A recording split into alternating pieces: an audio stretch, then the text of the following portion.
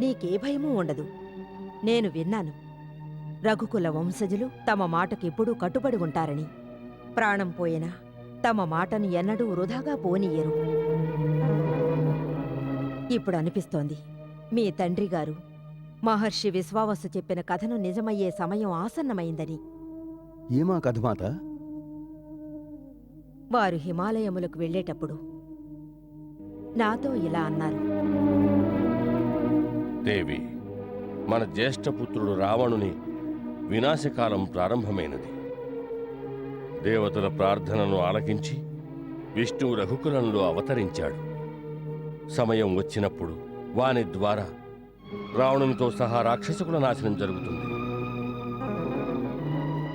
స్వామి, ఒక్క రావణుని కారణంగా మన కులముతో పాటు ఉన్నతులైన రాక్షస సమూహమునకు కూడా వినాశము ప్రాప్తించును.